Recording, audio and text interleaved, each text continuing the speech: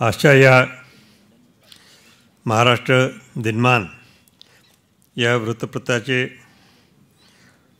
वेबसाईटच्या चॅनलचे शुभारंभ करण्यासाठी आलेले आपले भारताचे ज्येष्ठ नेते श्री शरदचंद्रजी पवार, उपस्थित असलेले मान्य श्री सतेज पाटील,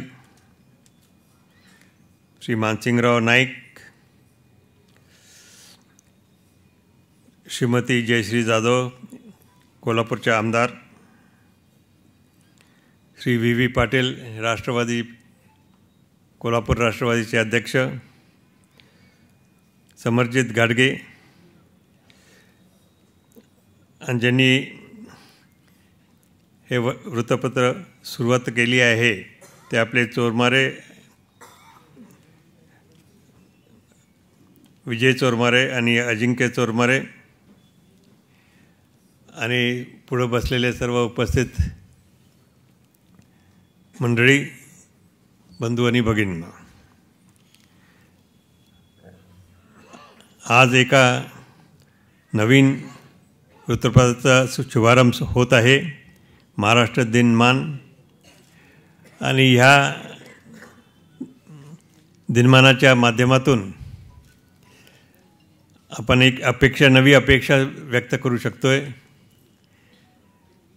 की जर्नलिझममध्ये जे काय उणिवा राहिल्या आहेत त्या भरून काढून आणि वेगळी दिशा योग्य दिशा आपल्याला मिळेल अशी आपण अपेक्षा करू शकतोय.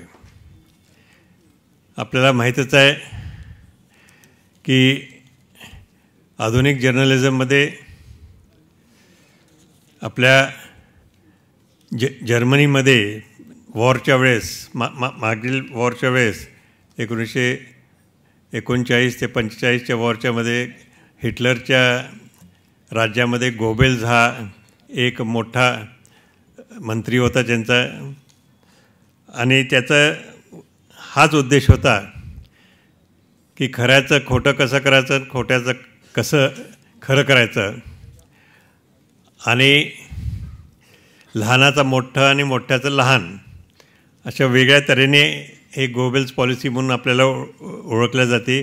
आणि बरोबर त्याच्या विरोधात आज हे महाराष्ट्र दिनमान काम करणार आहे, ही एक समाधानाची गोष्ट आहे. आज आपण नेहमीच म्हणतोय की हे माध्यम आपल्या लोकशाहीचा चौथा स्तंभ आहे.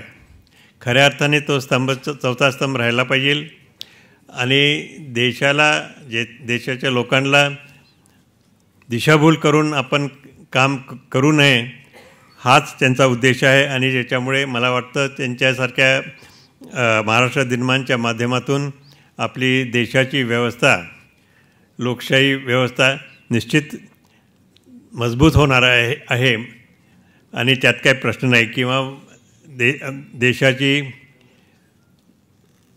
स्थिती ही खरी काय खोटी काय हे सांगण्यामध्ये सुद्धा ते पुढे मागे पडणार नाहीत. आणि एकंदरीतच पाहता की देशाच्या लोकांना एक योग्य दिशा देण्याचं काम ते निश्चित करत राहतील अशी अपेक्षा आपण ह्या महाराष्ट्र दिनमानच्या माध्यमातून करू शकतो. आज हे महाराष्ट्र दिनमान कोल्हापुरात त्याची सुरुवात होत आहे, ही सुद्धा एक अभिमानाची गोष्ट आहे. कारण असा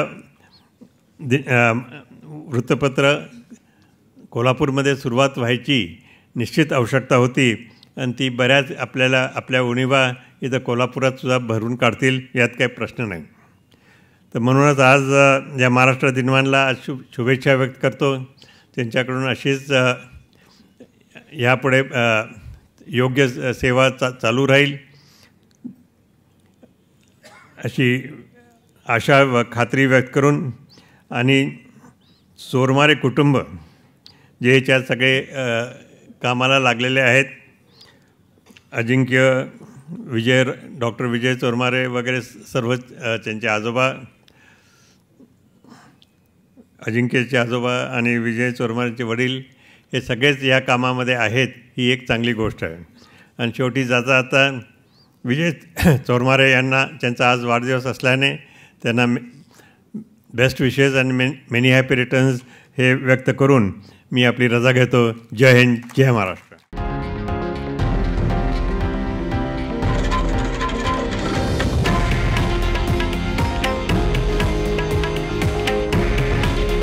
हे आहे देशातील नंबर 1 न्यूज नेटवर्क आणि आपण पाहत आहात TV9 मराठी. काळजी तुमची, हित महाराष्ट्राचं.